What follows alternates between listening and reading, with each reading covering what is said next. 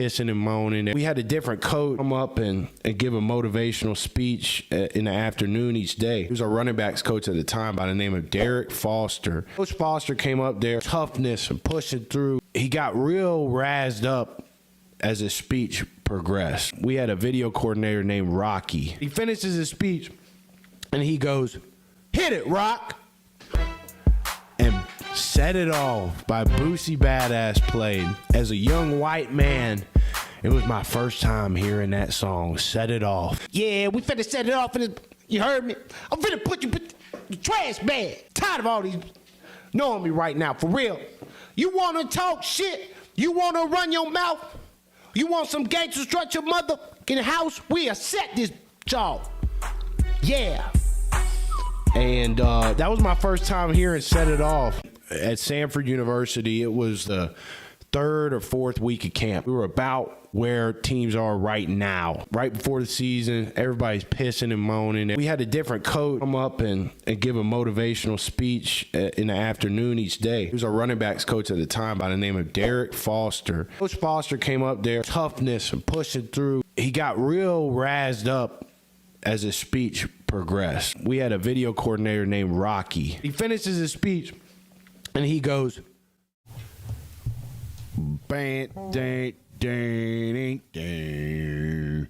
superstition in the rain. Bow, bow, why not?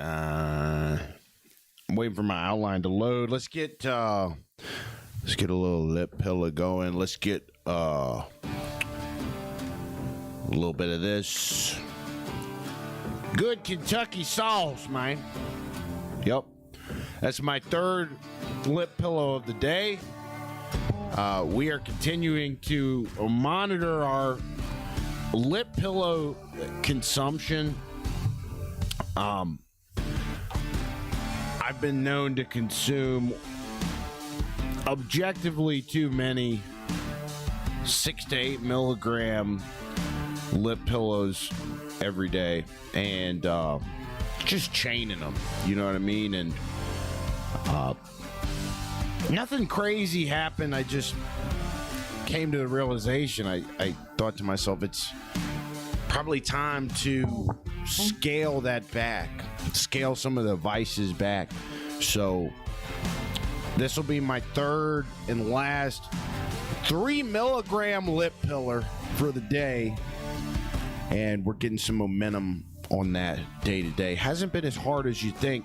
What's up? Welcome back to In the Jar Football Show, where we get in the jar and rant about the current happenings in the football landscape. Today, we're going to talk more about what the upcoming 2026-27 football season will look like, and the main reason that any program can come in and win just like Indiana did.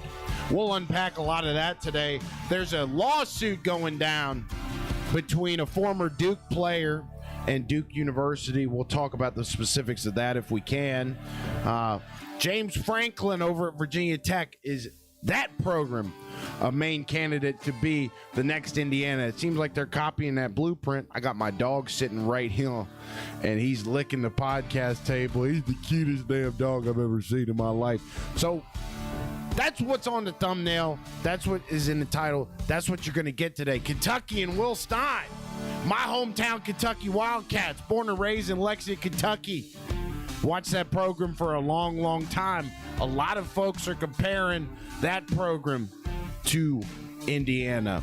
And Will Stein getting a lot of love, getting a lot of praise for the aggressive effort he's put in already as the head coach of the Kentucky Wildcats. We'll get into championship weekend. We'll talk about our thoughts on that. We will probably talk about our thoughts on NFL championship weekend every day through Friday. We're here every single day, guys, Monday through Friday around 6 p.m. Eastern. Typically, it's around 6:30 p.m. Eastern, but we're here every single day live. So make sure you hit that subscribe button, because I'd imagine if the algorithm brought you here that you like football, and if you like football, you're going to love our channel. So the main narrative today, a lot of people are coming in and saying that Indiana bought their title. Indiana bought it. That's the That's the easy thing to say in college football today. Well, how did this program come out of nowhere? How did this program rise from relative irrelevance to complete perfection? Well, they must have bought their championship. They must have bought it. That's the narrative about Indiana that's coming out the last couple of days, and they spent less money than Texas did. And so I don't think that anybody with any lick of sense would be willing to say that Indiana bought this championship. They didn't have a single 5-star recruit on their whole entire team, to my knowledge. It's just, I think with Indiana, you've got an alien for a coach. I think that's really what the case is there. I think there's going to be a lot of programs in America in college football that see what Indiana has done. They're going to try to copy that. They're going to try to replicate that. They're going to try and bring in personalities similar to Curt Cignetti. They're going to do all these things. Let me pull my mic here. God, that sounded terrible for a second. And I think the programs that try to copy Indiana are going to be unsuccessful at doing that. Just like if I tried to copy any other football podcast, and I have done it before. I have attempted to say what other media heads say, do what they do, and I've even posted clips using a euphemism that a major media personality used that day. Guess what happened? I got called out on TikTok for it. So copying what Indiana's done to an extent might be productive, but completely trying to replicate the blueprint, completely trying to bring on the same kind of coach, recruit the same kind of players, it's not going to work. Every single program is going to have to bring in their own sauce and do things the way they do things unapologetically. So Texas spent more money than Indiana. They don't win the championship. But the difference is, or was, now it makes me sad saying that about the college football season. The difference for Indiana was that Curt Cignetti is an absolute master at evaluating talent. This is the most important skill in my mind. This and leading men are the most important skills for a head coach in college football these days. Talent evaluation. How effectively can you analyze tape and analyze humans that will be productive contributing members in the locker room and on the field? Talent evaluation goes beyond film. You know, I was listening to Mike Vrabel on another podcast earlier today, and he was talking about, this was a podcast from like 2 years ago. It was Mike Vrabel, and it was Bussin' with the Boys. So he's talking to Will Compton and Taylor Lewan. And one thing Mike Vrabel was talking about in that episode 2 years ago was how the Titans had just signed DeAndre Hopkins or whatever. And Vrabel was talking about, Jesus Christ. I'm going to put this mic back, guys. I'm sorry. It's crackling. It's driving me nuts in the headphones. I mean, God bless, man. Okay. And then we get this. Okay. This is why you guys got to subscribe, because I gotta generate some revenue off this channel so that I can hire producers to do this stuff for me. Vrabel was talking about how they had just signed DeAndre Hopkins and how he was drawing on information from other coaches about D-Hop in the locker room, D-Hop as a teammate, and all of these things, all these factors that you can't really see on film. So in my mind, Curt Cignetti was just better at picking players this year, better at evaluating talent. And just like everybody else, they paid for players. There's no secret there. The difference is selection quality, system fit, and overall talent evaluation. Curt Cignetti might just be in a world of his own. I truly believe that. He might just be an alien. He might just be a guy that has it, and nobody else will be able to replicate it. We'll see. I don't think Indiana's going anywhere, but I also don't think that we're on the brink of a new dynasty. You got 2026 college football rankings already dropped. It's clear that at this point in college football, preseason rankings mean absolutely nothing. The people who publish these rankings guess are as good as my guess, your guess, or probably even someone's guess who doesn't watch or care about college football. Anybody's guess for preseason rankings are equal at this point, meaning preseason rankings are completely meaningless and they should be ignored under all circumstances. That's really the way I feel about it. If you look, you had who did you have in the preseason? Maybe we'll find that at some point. But I think you had like Penn State, you had Ohio State, maybe you had Clemson. Clemson was definitely up there in last year's preseason rankings. And, I mean, who was more of a disappointing program last year? I know they met in the Pinstripe Bowl, Clemson and Penn State. Who was more disappointing? Because you had both of them in the preseason top 5, I believe. Some people thought that Clemson quarterback Cade Klubnik was going to be a Heisman candidate. The kid was mid. Completely mid. Austin Parrish, shout out to Austin Parrish in the chat. Thanks for hopping in, brother. So preseason rankings, completely meaningless at this point, guys. Nobody knows who's going to really have a team. And I do think that even though college football right now is in complete disarray, that it is more interesting than it's ever been. The unpredictability is captivating. The train wreck itself, the chaotic nature is very interesting to people, and that's why viewership numbers for college football are apparently higher than they've ever been.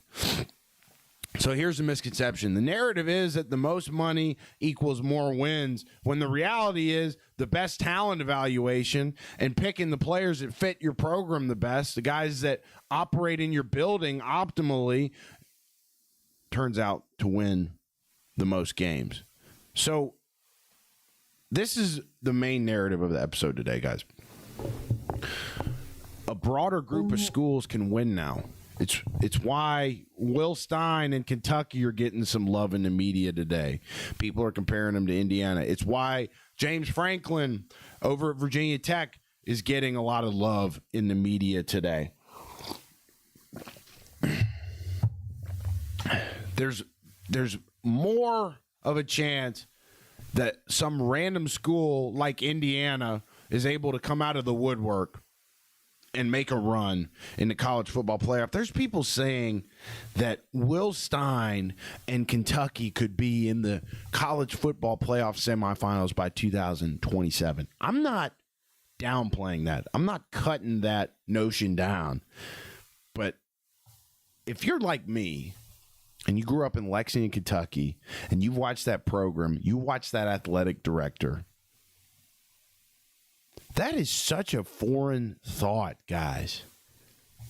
Kentucky making a run in the college football playoff, but I will play devil's advocate.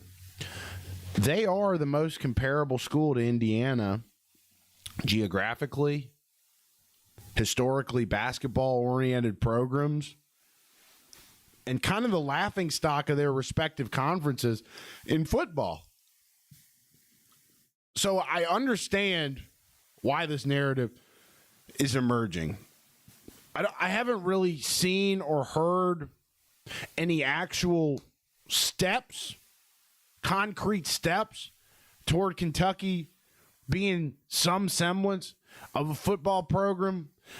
I personally also don't have much faith in any Mitch Barnhart hires at this point.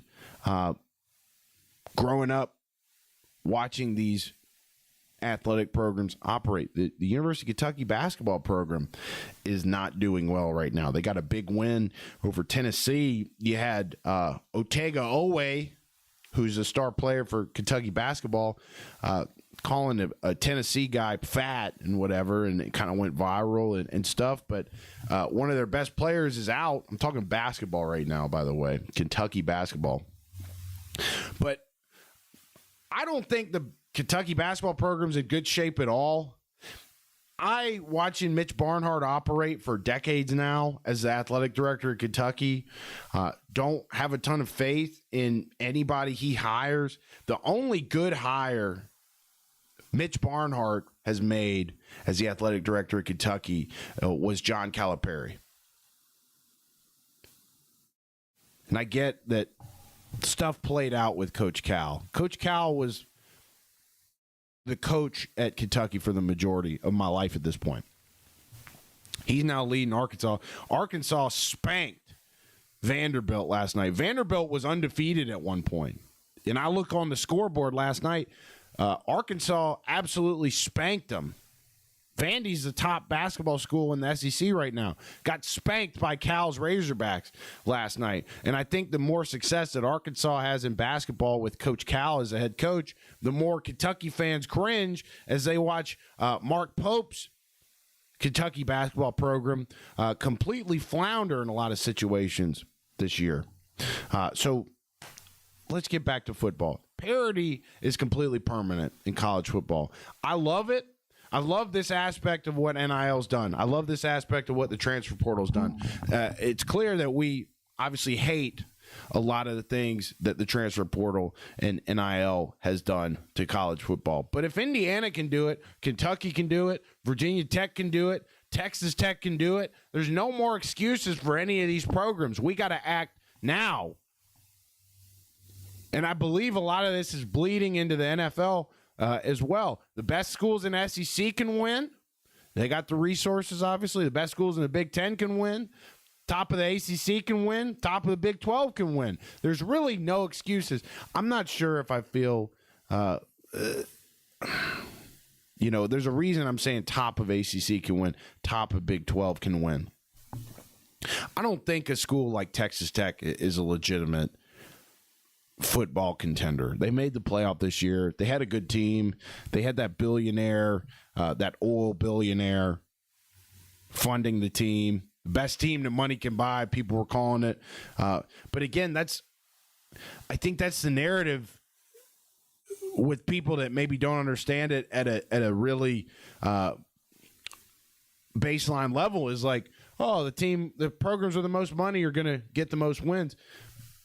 You got to be efficient with that money. You got to be efficacious with that money and allocate these resources in a way that emphasizes talent evaluation.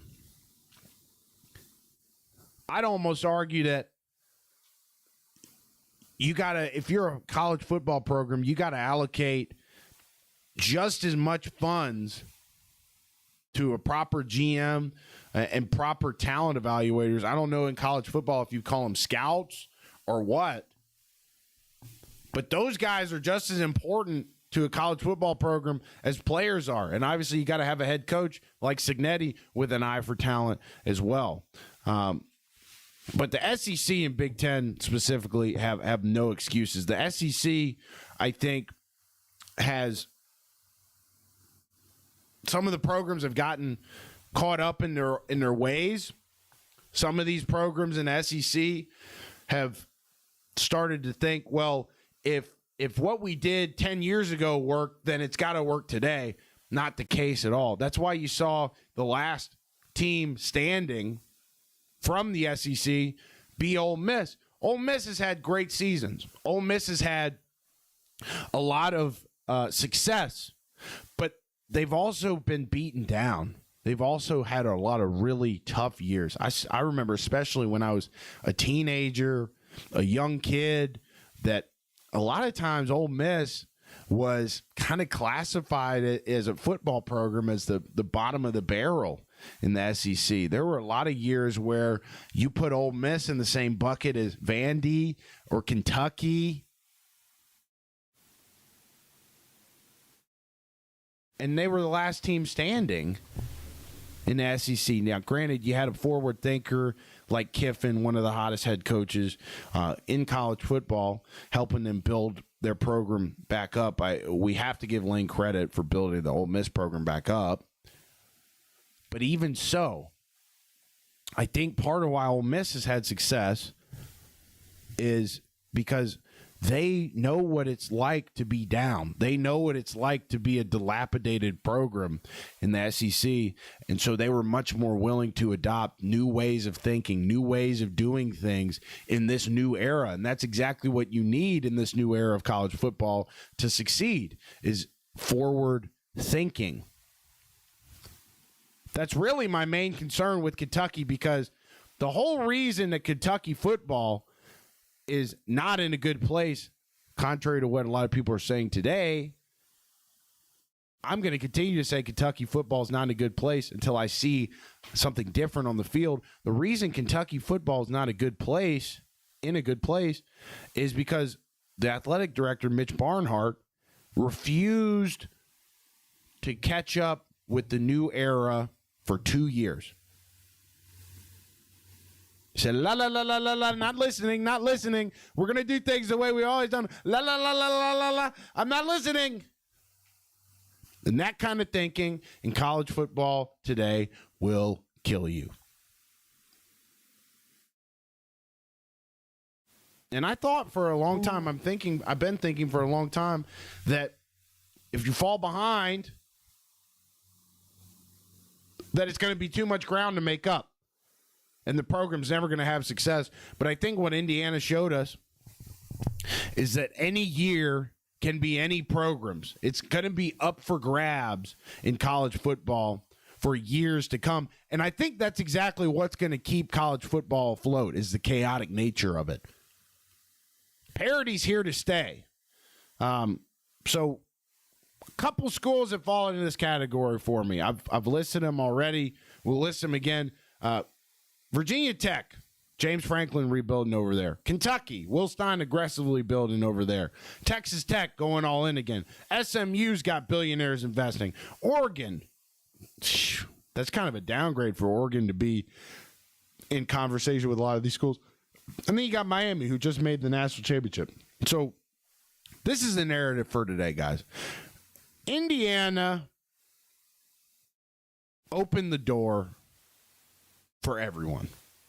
Any school with resources and the right coach can win. And when I say right coach in college football, I mean two skills. This is the blueprint for success in college football. You got to have a head coach who, number one, is a leader of men. A guy with a little bit of charisma, a guy who's been there and done that in whatever capacity. Maybe that means coaching under Saban. Maybe that means somebody who is a great player. But what it also means, let me get my background back up here, guys. So we got talent evaluate. We got leaders of men, and we got talent evaluators. That's the blueprint. Sorry, guys. This is, like I said, subscribe to the channel if you haven't already. I need a producer. Two things you look for in a head coach these days in college football: talent evaluators, leaders of men. That's the short-winded synopsis of it. So let's talk about Virginia Tech and James Franklin. Here's the thing about James Franklin. When I was a high school recruit, was when James Franklin was the head man over at the Vanderbilt Commodores. I went to those Vanderbilt camps every single summer. You know why? Because every time I listened to Coach Franklin speak, I was motivated, I was fired up, and I admired him as a man, not just a head coach. Obviously, living in Nashville would have been great. Playing in SEC would have been great. I wasn't good enough to end up getting an offer from them. But I always remembered the speeches that James Franklin would give at those camps, and every time I'd hear him talk to us, I'd think, God, this would be a great guy to play for. So he checks the leader of men box. I don't know about James Franklin's talent evaluation.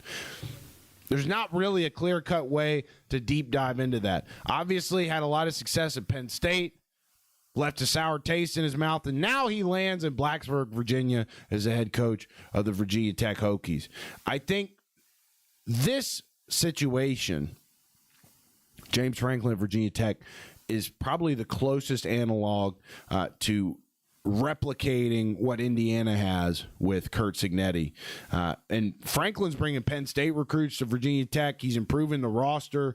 And a lot of people are saying that Virginia Tech can make the playoff next year. And why it matters is that it proves that Indiana's model is replicable. You just need resources. You need a coach that's the leader of men and a good talent evaluator. And you got to have aggression in the transfer portal. And I think aggression in the transfer portal simply translates to understanding what kind of guy you need in your building or on the field, obviously both, and then acting aggressive, giving aggressive offers, paying aggressive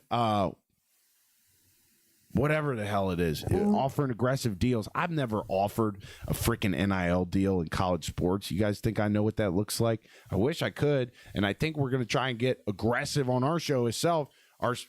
Geez, man, let me get a freaking sip of water. I think what we're going to do on this show is get very aggressive ourselves, bringing on insiders in college football to talk more about some of these things. I'm sure you guys would like that. Also, guys, if you're watching this show for the first time, this is an interactive show. If you have something you want us to address here, just pop it in the chat. I'm actually working on a live call-in number as well. So here's the pattern. This is what I'm talking about with Virginia Tech, maybe replicating something similar to Indiana. Indiana was a dormant program. They go get Cignetti. They got some resources. They got the biggest alumni base in America, and all of a sudden you got a 16-0 championship team. Virginia Tech, traditional program. You know, they got Enter Sandman before every game.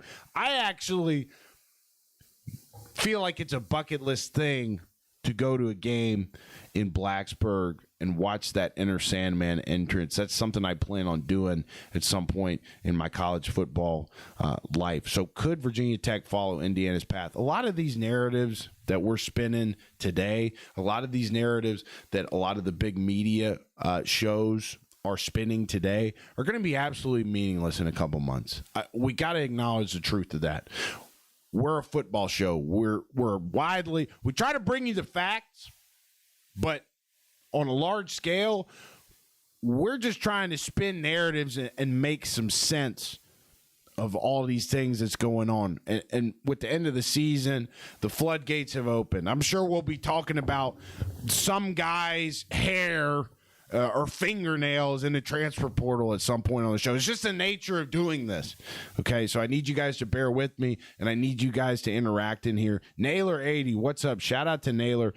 He says there's no doubt this was a historic year for IU football. Oh, of course. First 16-0 season since Yale in 1894. And these guys did it after going 3-9 2 years ago. This is the narrative. This is why there's hope for programs like Kentucky. There's hope for programs like Virginia Tech all of a sudden. It's a very strange place that college football's in. I hate some parts of it. I absolutely love other parts of it. 2019 LSU was the best college football. Yeah. Bar none. Like, even with Indiana going 16-0, you can't stack them up with 2019 LSU. You just can't. I don't know if it's going to be a long time before we see another team comparable to that 2019 LSU program. So what's going on with Kentucky's Will Stein? Listen, I read this outline that I had made before the show, and I read this section about Will Stein, the new head coach of my hometown Kentucky Wildcats. And I got to be honest, there's not a lot of factual, like concrete action that this outline is talking about. I think the reason, like Barstool wrote an article about it. Paul Feinbaum was talking about it today, apparently, that Kentucky is an analog in the SEC to Indiana, a basketball school in the same kind of geographical location. Somebody named Andy Staples picked Will Stein to be the SEC difference maker. I don't even know what that means. Again, a lot of this stuff I'm reading today is very ambiguous. It's already a media cycle in college football that is a bit ambiguous. It reminds me a lot of like July and August Bleacher Report Instagram posts about Joe Burrow's hair color and what that means for the NFL season. You know, it's just a lot of stuff. So we got to kind of sift through the trash. I know I put Will Stein in the thumbnail. I put Kentucky, you know, in the title of the video and all that. But really the only meaning I'm assigning to this Kentucky narrative that's emerging in media today is that they're geographically close to Bloomington, Indiana, and they're a basketball school. But I will say this. This is a fact. People in Kentucky care about the football program.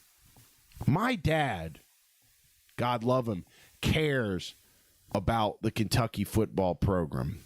Everybody I know that spent their life in Lexington cares about the Kentucky football program. And it's much similar to the conundrum of being a Cincinnati Bengals fan, where you care so much and the product doesn't deliver. And it continually doesn't deliver. And at some point, after watching the team, whether it's Kentucky football or the Bengals, after consistently watching them not deliver time and time again, you just get apathetic. And I think that's kind of the energy in Lexington right now. But people care. Just like Bengals fans care. Kentucky football fans really, really care. So what I'm hearing about Will Stein, Kentucky, is that he came in quick and very aggressive, much like a lot of other coaches in college football. He was working two jobs at once, trying to get his bearings under him at Kentucky while coaching Oregon through the college football playoff. They went after Sam Leavitt. He ended up going to LSU, but it's reported that they put an aggressive offer in on him. I think they signed another quarterback. They had a local kid playing quarterback for them this year, Cutter Boley, who went to Lexington Christian Academy. Kid can spin it, but he's leaving. They tried to upgrade the roster very quickly. This is the thing with the portal in college football, especially at this point. Now that it's the offseason, is that speed really matters. Aggressive offers, fast courtship. It's like speed dating, except in this version of speed dating, you're probably looking at buying a freaking house for, this quarterback's mama or whatever. But Will Stein's reportedly, I've heard him speak a couple times.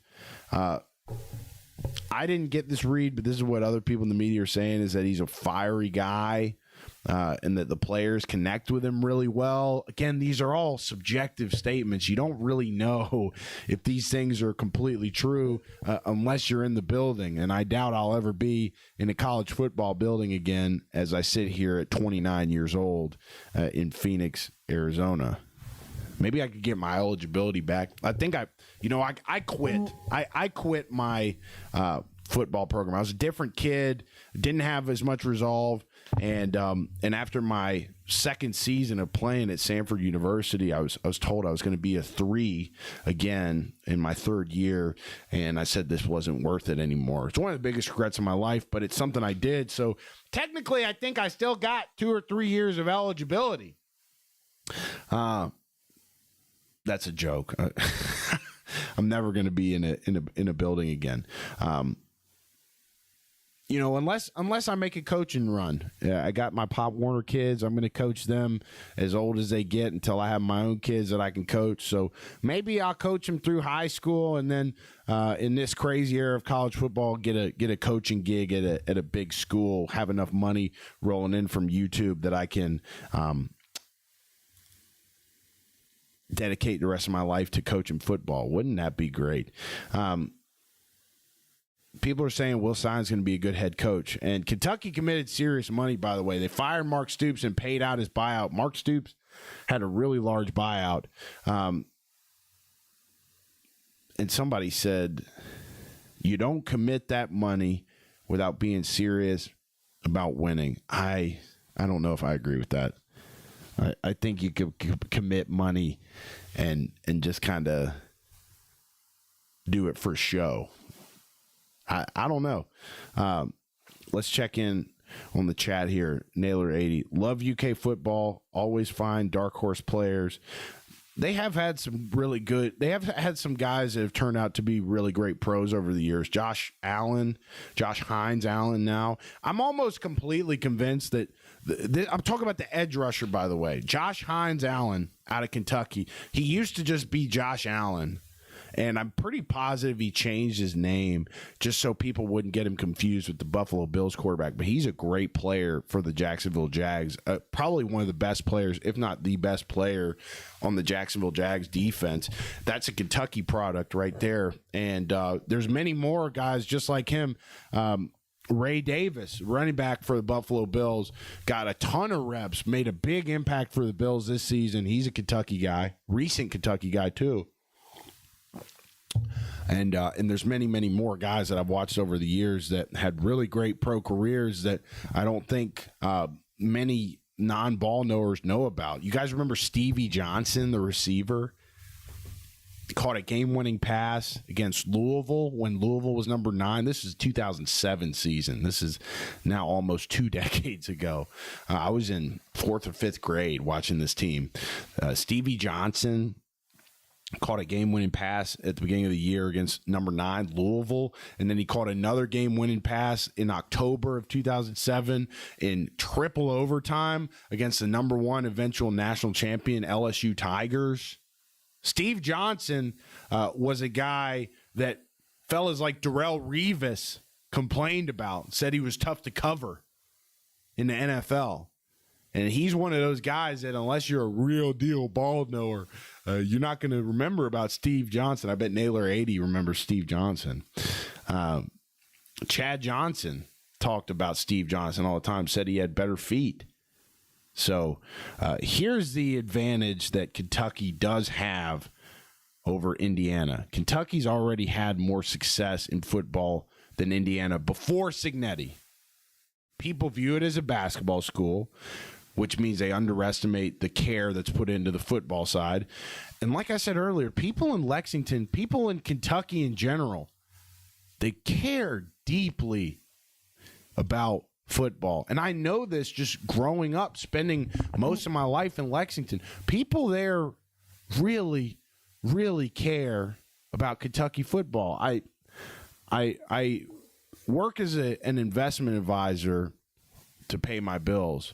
And sometimes I'll get on the phone with clients and they'll start talking. And these are people in Mount Vernon, Kentucky. These are people that'll start talking to me about the 1993 Kentucky versus Florida game where Jaquez Green for Florida returned 2 punts in a row against the Wildcats and was so out of breath because it was so hot that he had to be taken to the hospital or something.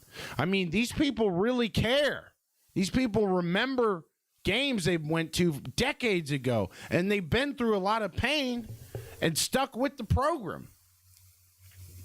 So Kentucky according to the media today, I don't know if I second this, but a lot of people today are saying that Kentucky is SEC's Indiana waiting to happen. A lot of these narratives, I think, are people trying to create storylines now that the season's over and create parallels to what we just saw happen with Indiana. That's just my take on it. And we are running low on time, guys. I actually have to run to jiu-jitsu. We have so much more on the outline. We got Texas Tech. I don't really see Texas Tech ever being a real program, guys. They were just so bad against Oregon. They got embarrassed after all this talk. And I will give Texas Tech's defense credit in that, quarterfinal game against Oregon. Texas Tech's defense showed out. Their offense was absolutely embarrassing. There's a lawsuit going on. We might have to talk about some of this stuff tomorrow. Luckily, we're a live show that goes on every single weekday. So you guys can follow these storylines with me, but you got to subscribe to the channel to make sure that you don't miss any episodes. There's a lawsuit right now. A kid named Darian Mensah is being sued by Duke. This is unprecedented legal action.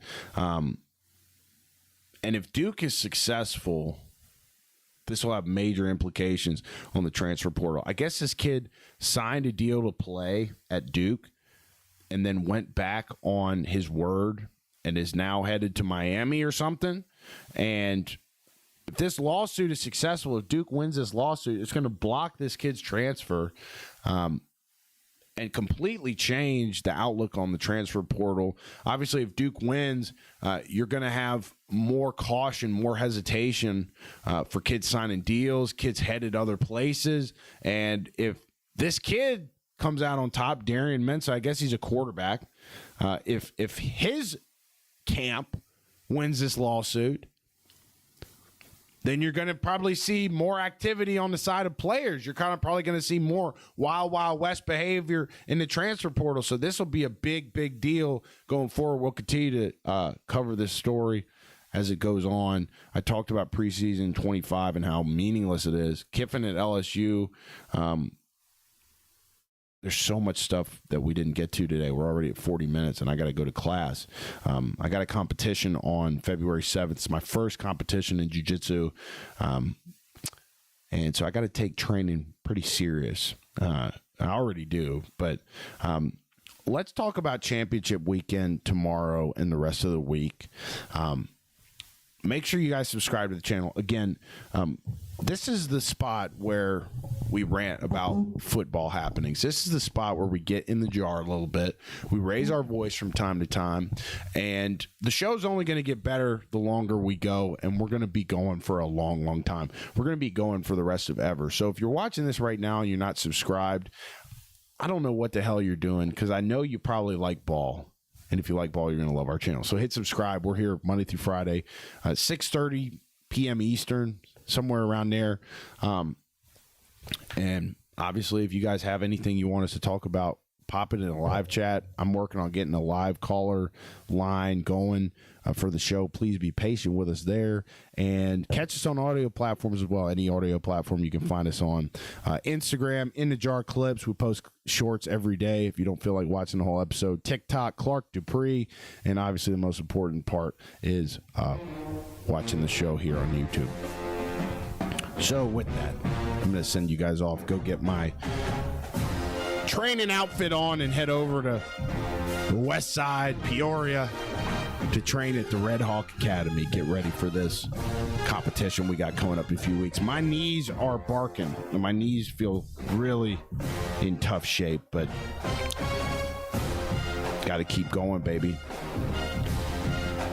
Naylor, look, man, I'm feeling real bleak about the Bengals right now, brother. It's no excuse that Zach Taylor's the only coach standing in the AFC North right now. All right, I got to go, guys. Love you. Subscribe.